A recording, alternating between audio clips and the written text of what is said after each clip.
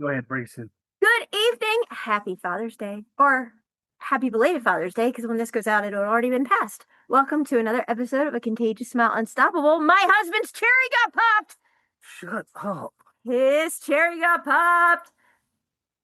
I and Faith took my husband for his very first pedicure today. Pictures will follow. So, how was it? No. What did you say you got me for Father's Day? You got a freaking This accumulation yes. of a couple weeks, but Well, all in preparation. New recliner because somebody urinated in yours, and I don't mean one of the four dogs, and I don't mean Faith, and I don't mean me, and I don't mean you, but that individual no longer resides here, so that kind of weeds that one out. So that recliner got replaced, and A man always needs a good recliner. And my husband doesn't know how to clean. So his air fryer became a collaboration of grease and crap that Faith and I were uncomfortable. It's seasoned. No. Okay. Faith and I were uncomfortable even opening it, yet alone utilizing it. So you don't wash out your coffee mug. You don't put your cast iron in the dishwasher. So we did not want to catch like salmonella poisoning or whatever. So we got you a new air fryer. And you have wanted for a long time a slushy machine, but I don't think you wanted it too long because it's still taped up on the island. Yeah. Ever since I got diabetes, I cut back on all the sugar and shit. But you can make food like fruit and other stuff that's diabetic friendly. Sugar. Yeah, but you can make diabetic friendly slushies, and your A1C is dropping very nicely. So you could actually reverse your diabetes. So all in all, I had a good Father's Day. And I let you sleep in. You slept into like 2. Well, that was my nap. No, you went to, no. That was, no. Got up at 4:30. And then you went back to bed at like 6. And then you. Oh, darling. Anyway. I brought you breakfast in bed at 8. Oh, here we go again with the one Eggo waffle. I still brought you breakfast in bed. Frozen waffle. And it was my day. Every day is your day. Every day seems to be your day. Any day. Do you not get waited on hand and foot, literally? No. You're full of shit. You don't? No. Every time. I had another woman on my feet today. I was right there with you. No, you had your little menage a trois of Vietnamese women. No. Uh-huh. One was doing your eyebrows, and one was doing your feet, which we all have pictures of, which we will show. Let's see where this is going. We have pictures. Okay.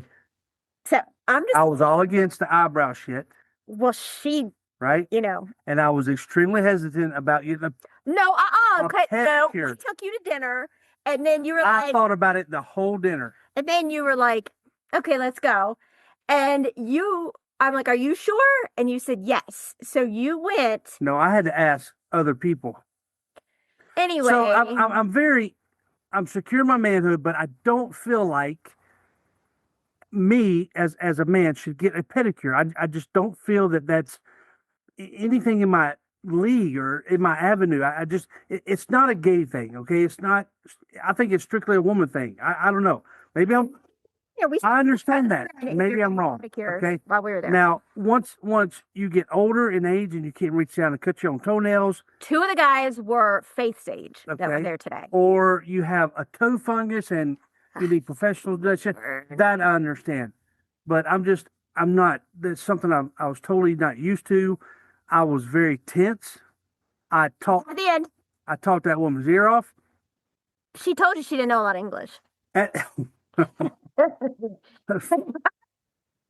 Anyway, yes, towards the end, I started to relax. And you got like the grand poobah of pedicures. I mean, he got the jelly belly stuff in there that they do those things, and he got the paraffin, he got the hot rocks.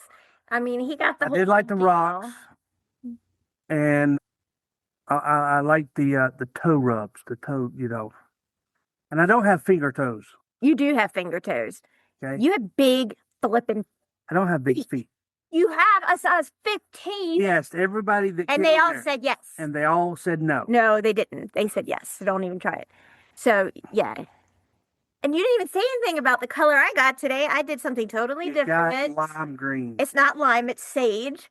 And I did it for supporting LGBTQ, as June is Pride Month. And with surgery this week, I can't wear anything dark. And so I did fun color. I have never in my life done a sage green color or green on my feet ever in life, ever. And I did. And Faith was so excited. She was like, Mom, you went out of your comfort zone for me, and it was sweet and loving and wonderful and, a moment. And so, And then I had hot wings you had hot wings before you had over at hot Johnny's. rocks. Yep. Yes. So it was a nice day.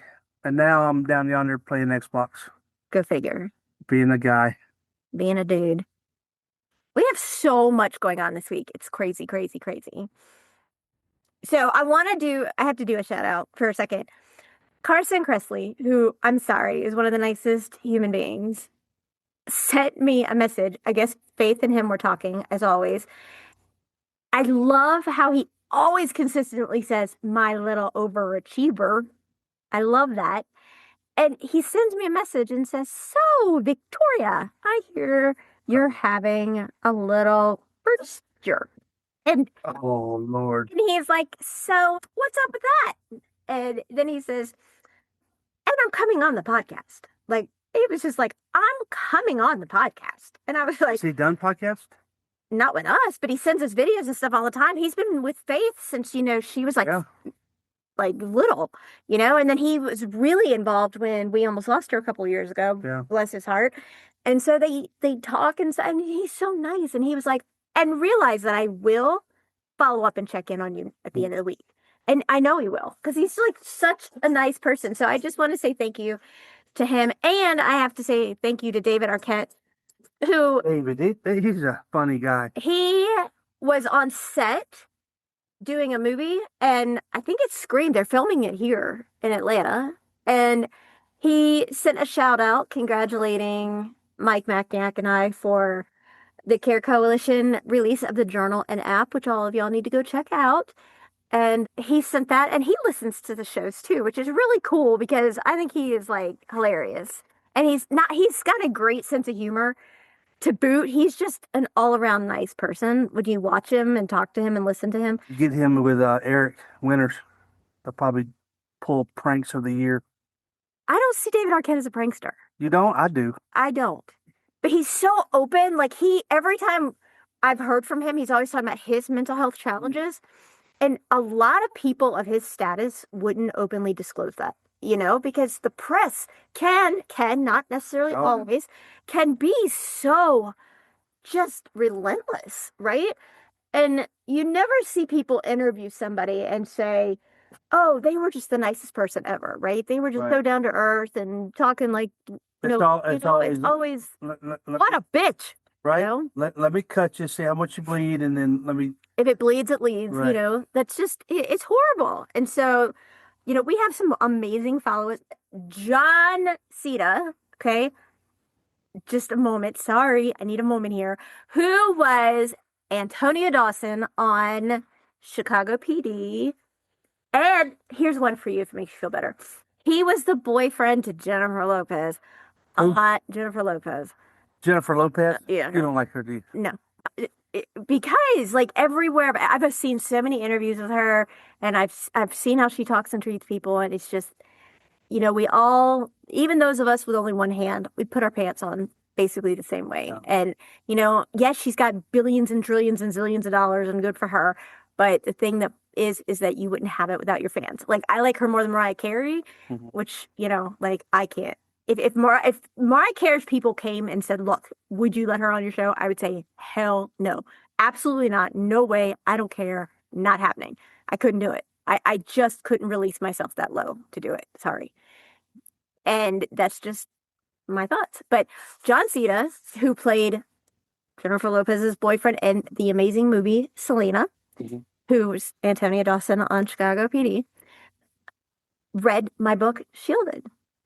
And he wants to come on the podcast. All right. I was like, yeah. Yeah. And That's our all. daughter Faith, before she went to that side, used to think he was, I a don't little know. bit of After yummy. dinner tonight, I don't know. I think our daughter is bi, and I don't care what she is. I welcome any and everybody as long as they don't put their hands on her in an unwarranted manner, then everybody is good. That's right. I mean, I don't care as long as she's with whomever and they love her the way she deserves. I don't have a problem.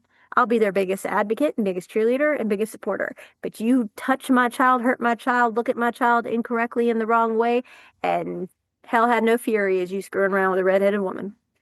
That's all I'm going to say. Yes.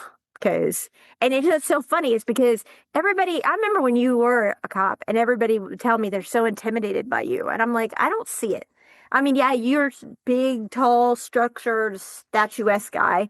And I see that and I can understand how somebody, might see you intimidating. I just never saw that side of you, I guess. But like, I'm 5'8", you're like 6'3", whatever. And here I am. And then she's like, nope, I'm more afraid of anybody getting mom, And I'm like, yeah, I don't leave fingerprints. I'm just saying, right? But I love the fact that she knows that she's protected and safe. And that's very important for a kid to feel that way. Why are you looking at me like that? Because you're beautiful. So I'm like right on the cusp of the next digit You're still beautiful. in the I middle don't digit. care. The I don't care if it was down to the next number. triple digits, quadruple digits. My weight has 3 digits. And so the middle digit is about to go down. And I am so happy. I'm like trying to push it to get it to go down. You're trying to push it real good. Yeah, okay, 80 salt and pepper. But I'm just saying, my goal weight, I'm technically 15, 14, 13, whatever pounds away from being back to my goal weight, which would be the weight I was when we dated. I just really want to get there. And my goal was to be there before your birthday. I didn't hit it. I did not get to that goal. And I really then wanted to be at that goal before this big surgery coming up. And I'm not going to get it. There's no way I can do that in a few days and not healthy. And so I'm doing this very healthy. I'm doing this very, very good, very well. So that's not going to happen. But I'm working on it. And you've lost like 40 pounds already. Is that where we're at No. with you? Yes, you are. You were at 283 and you're at 240, 250, 249, 250. Where are you? Really? Where are you really? I'll weigh myself tonight. But I think I'm around 260. So it's not 40 pounds, darling. Okay. But you look like you've lost more than 30. It feels like it because my britches are falling. I had to go down New pants. 2 sizes. Right. Well, ow, I always do that. What I don't get is like, and for the first time ever, anyone who knows me knows that I am like, I would rather hold a door frame than go shopping for clothes. I am not a clothes shopper. I don't like shopping for me. I love shopping for people I love, but I don't like shopping for me, right? And I told my friend Brittany this the other day. I was like, I went in to, I don't even know what size I wear anymore, right? So I go in to get clothes, to just try on clothes. And one thing I don't do is dresses. Even I was in the corporate world, I was in 3-piece business suits with suspenders and ties and all cutesy ootsy stuff. But I don't do dresses. It's not me. I'm more of a tomboy. So I go into the store and the first thing I do is I pick up a triple extra large dress. And I put that thing on and I was a little perturbed because I put it on and it went right down on the ground. It did what? I went right down on the ground. So what do? I get dressed again, put all my clothes back on, go back out, and then I get a double X large, right? Because I'm just, Which is one size smaller than the yeah, triple gargantuan? extra large. Yeah.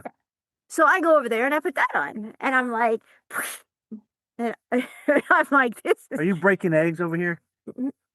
no. So then I go back and I'm like, all right, I'm gonna take 2 this time. So then I go back and I get an extra large, and I'm like, there's no way. So I put the extra large on, and so I'm like, all right.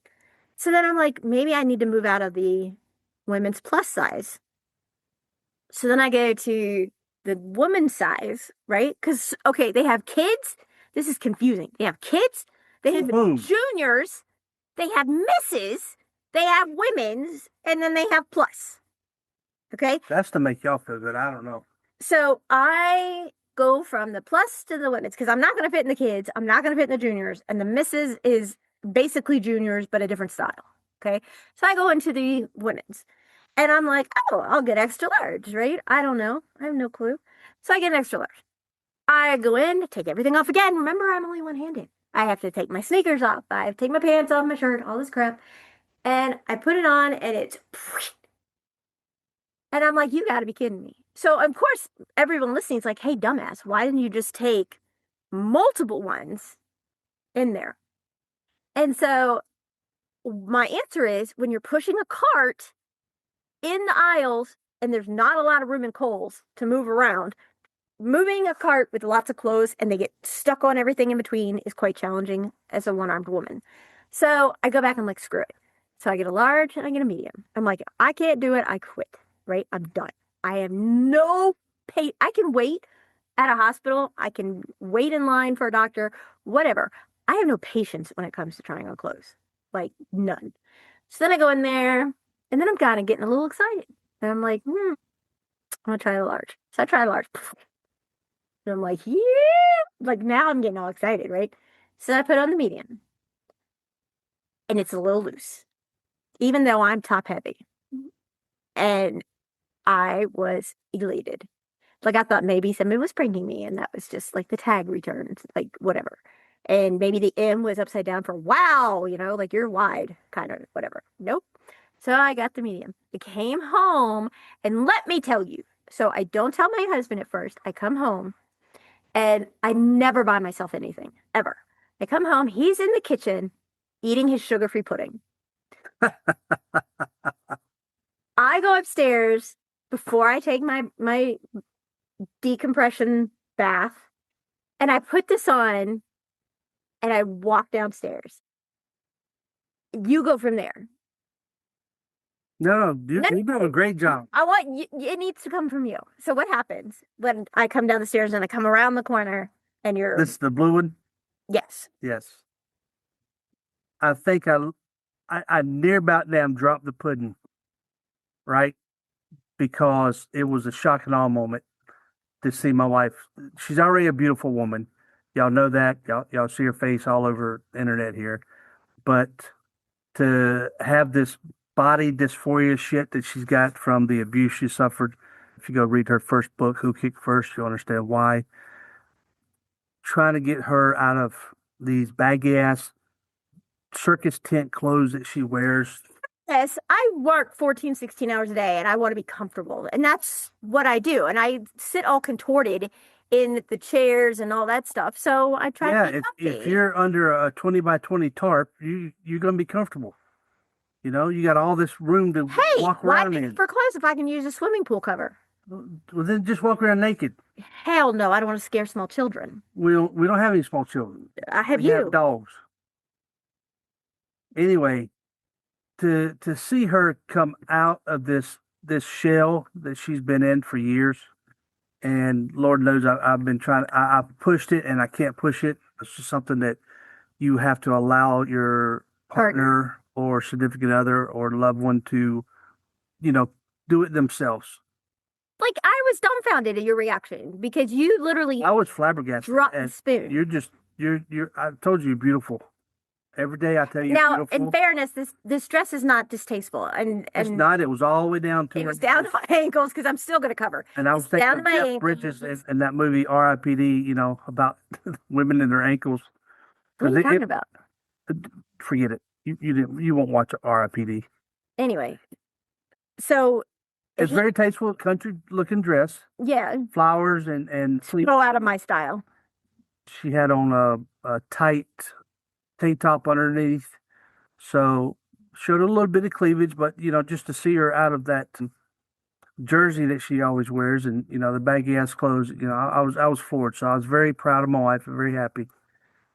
And then the other day, I wore a tank top, but I still cover up, and I actually put my pajama top over it but I left like one of the buttons unbuttoned. And I know a lot of listeners are like, okay, what's that big deal? It's a huge, is it not? It's a huge deal for It is me a huge deal, y'all. because I cover everything. And there's not, if you can imagine wearing a tank top and then wearing like a silk pajama top on top, and I wear pajama bottoms. I'm always covered from wrist to ankle, always. But to unbutton even a couple of the buttons on the silk shirt, where you could see a little bit of my shoulder and you could see I had a tank top underneath, is huge because there's, honest to God, there's nowhere on me that I don't have scars. So for me to actually even walk out and do that, knowing I am under scrutiny to myself by having these exposed, is a big deal. And people don't understand that if they don't have that.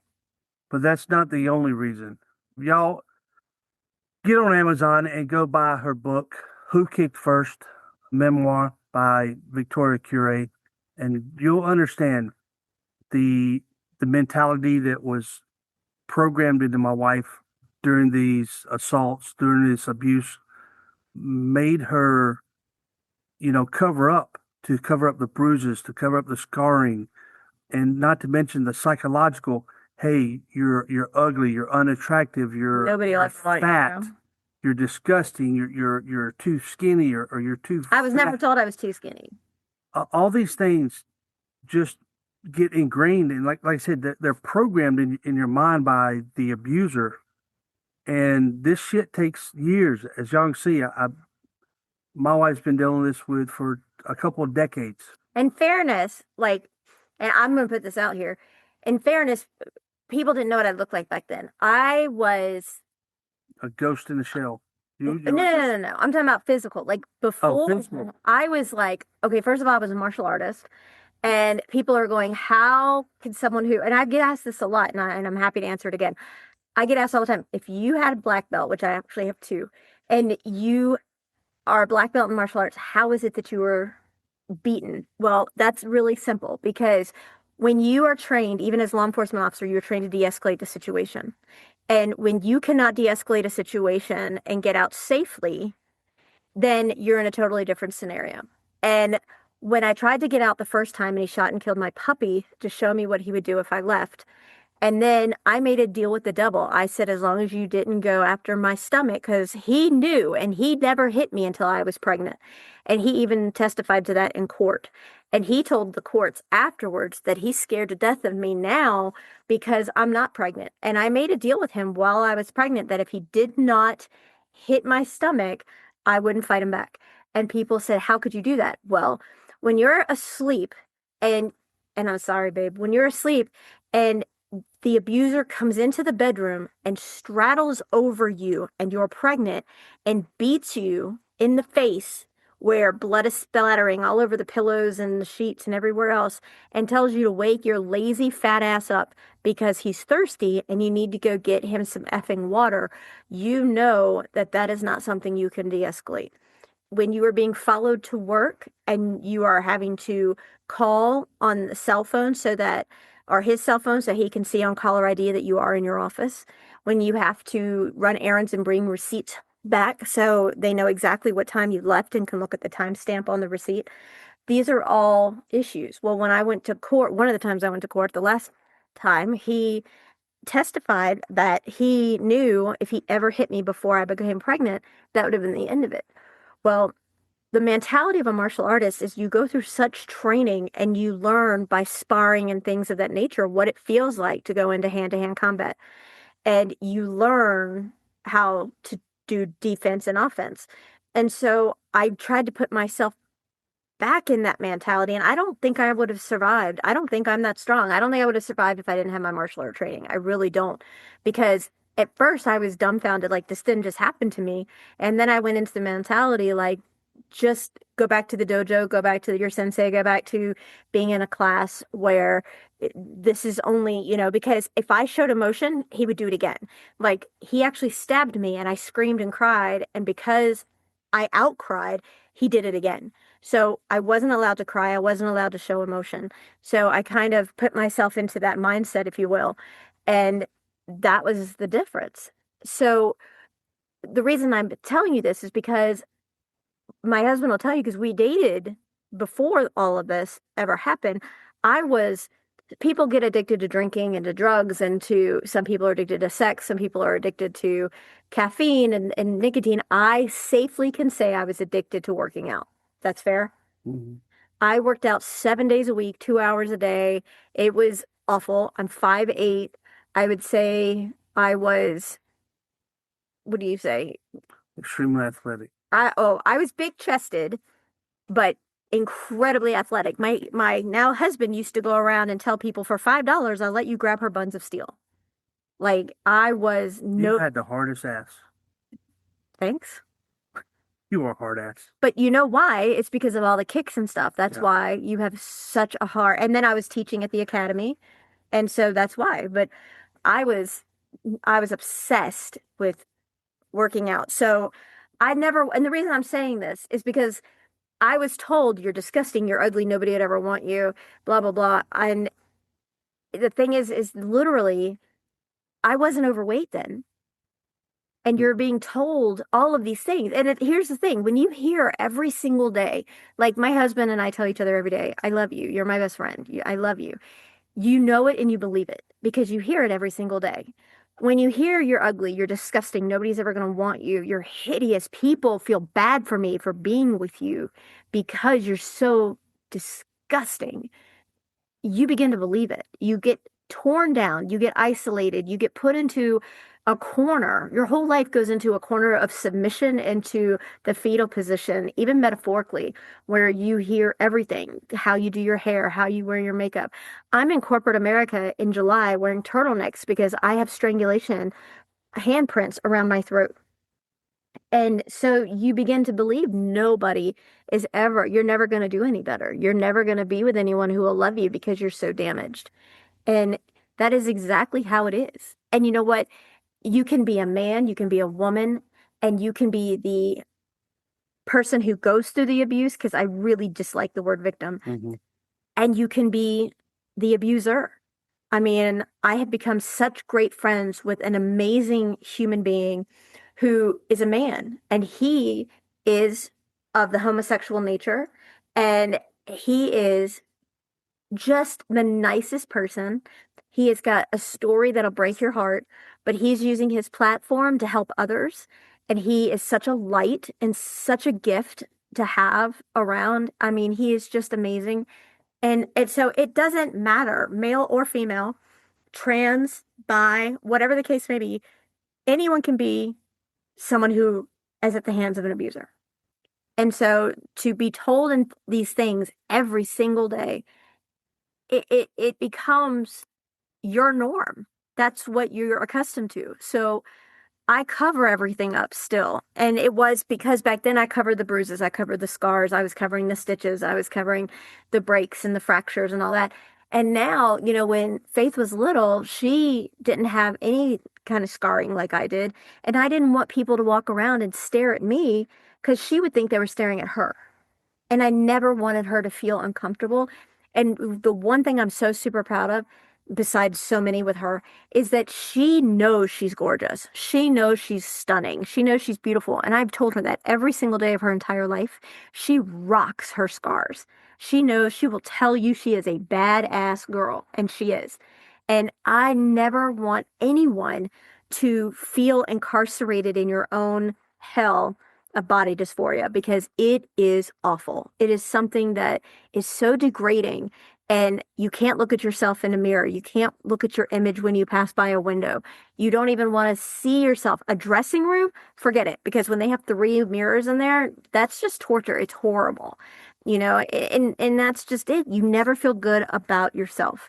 And that is a life sentence that nobody should have to take in. And I want to interject something here to all you jackasses and assholes out there that pose the question in your mind, why didn't you just leave him? Y'all are not listening. You didn't listen to a word she just said. This monster followed her to work, called the place of employment to verify she was in the building, checked the receipts. Do you understand this? This is a psycho. This is a monster who shot her dog, Puppy. I puppy, know, still, 6-month-old puppy. and said, "This is what I would do to you if you ever leave me." So you tell me, what is a pregnant woman supposed to do in that situation? She has nowhere to go. You think he knows everything about her? Yes. You think he has isolated her from her friends? Yes. From her family or got her family involved in it and said that, oh, she's clumsy. She's the stupid one. No, that's what he told everybody, Right. that I So was clumsy, and yeah. so take your question and shove it up your ass. Why didn't she just leave? It's not that easy. It's not. It really is not that easy. It is such a hard thing to do because, and it is. It's so hard. And here's something that my husband doesn't know, and he's gonna say, "Are you freaking kidding me?" I guarantee he'll say it. So Well, no, I'm not going to say it. you'll say something along the lines. So he portrayed himself in so many ways about so many things that were so inaccurate. Like, you don't card your spouse while you're dating, right? You're not gonna card your spouse. You're not gonna look at their driver's license when you're dating. Well, when I met him, he looked a shit ton older than me. And he really did. And you've met him multiple times, so don't look at me like that. So I find out when I go to get my military ID, I give him the DOB, and they're like, we don't have anybody there by that name with that DOB. And I'm like, yeah, you do. Yeah, you do. So I let him know that I'm having a problem. I got to get back to the office, and da, da, da. He shows up and he's like, just take it for now. Just take it for now, whatever. And I am dealing What for now? the ID card I have that I'm thinking I'm making a deal about it because I think it has the wrong date of birth on it. And I'm sitting there and I'm like, I've already had secondary concussion syndrome because I was getting concussions all the time from being hit in the head or being smashed onto concrete or the bricks or the wall or whatever. So I'm like, but this isn't the right date of birth, blah, blah, blah, blah, whatever. So later on, I find out, here I am thinking he's older because he definitely looks older than me. He's younger than me. And he is. And so there were so many things about him that, well, everything about him was a lie. But not only that, but this is so horrible. He decided he was going to play on a sports team through the military, right? And they did practices and stuff.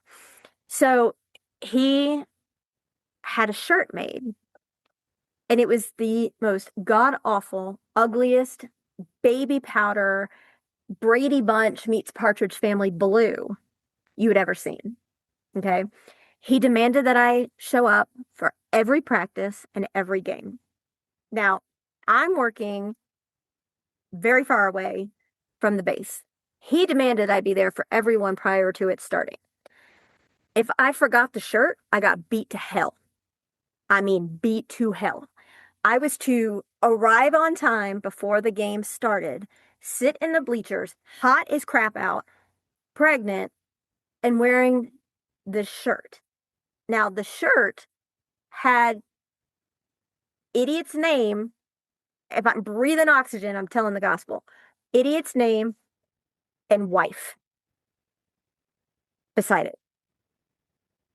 And if I showed up and I wasn't wearing that, I guaranteed a hospital visit. Guaranteed.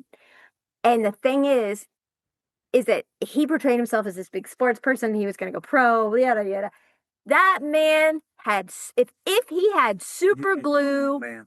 okay, that piece of shit, if that piece of shit had super glue, Velcro, monkey glue, Gorilla Glue, and whatever else, and had somebody literally take a ball and drop it in his closed hands, he couldn't catch it. This is baseball? Softball. Softball. Yes. And couldn't catch it if you dropped it in his hands. But he was going to go pro, supposedly. Whatever. So that's the kicker. And they are so charismatic and so manipulative. They find your weak spot, they placate to it, and they literally, it is the worst. I mean, it's horrific what people go through, and then they get away with it, and then they just move on to their next and their next and their next and their next. And nobody ever stops them. They continue to get away with it, and there is no ramification for their actions. I know a judge that'll stop them. What judge? The one I carry every day. Oh my God. He didn't just say that. Look, there's a package at the door. I can't believe you just made that comment out loud. What? So I have told my husband for a very long time I did not want him to read Who Kicked First because I didn't want him to see me in that light.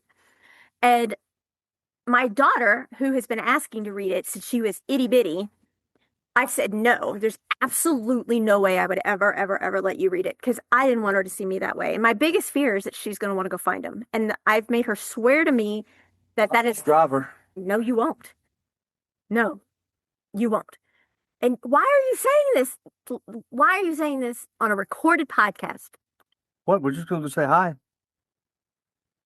She has a restraining order. I know, darling. What? I'm going to protect our family, take care of us. Yeah. Uh-huh. So we're staying away. Anyway, so I had this horrific dream and I decided that I want to read. I've never sat and read this book that I wrote, Who Kicked First, and that I'm going to sit and actually read it to my husband. And I don't know how he's going to react to that. I don't know how he's going to feel about it. Hopefully, Are you sure I agreed to this? Yes, you did. I'm hoping you see the strength, and I think it'll do I a already lot. see the strength. But there's so much you have no idea that I endured. So much. And here's the thing. If God forbid I die in surgery this week, I know you're going to say, don't say that. Yeah. And you come across all of my hidden files and hidden letters and hidden evidence, you're going to be like, what the hell is this shit? Like, here's a letter from this effing piece of shit to a brother that I didn't even know about. And you read it and you're going to be like, are you freaking kidding me? And then you're going to have a gazillion questions. Is that the brother that never existed? Yeah. Yeah. So anyway, I'm very seriously considering sitting down and doing this and reading it with my husband, who is now like rolling his eyes profusely. I don't know if I can handle it. I think you can. I have faith. I do want to say we meet a lot of people out and about, whether we go to the grocery store, the clothing store, or dinner. And we talk to a lot of folks, and we invite a lot of folks onto our show. And like my wife said, we have folks like David Arquette. Say his name again, Carson. Carson I always get it mixed up, and I hope he forgives me. Carson Kressley. We can never mention everyone's names. I just want to say thank you to everyone who listens. Those of y'all that we invite onto the show. Take off. No. I got this. No. Yeah, take off. No. You know what? I did a podcast by myself once. I know. I need to find it and replay it. Yeah, oh Lord. Yeah. That was at a surgery time. Yes. Was it before or after? It was right after, because you were a little scared. Everybody, please keep my husband and daughter in your thoughts and prayers. Think about my wife. No, I never do that. Under the knife again. You think of my husband and daughter, please, while I go in for this barbaric, all day long, 6+ hour surgery. Yeah.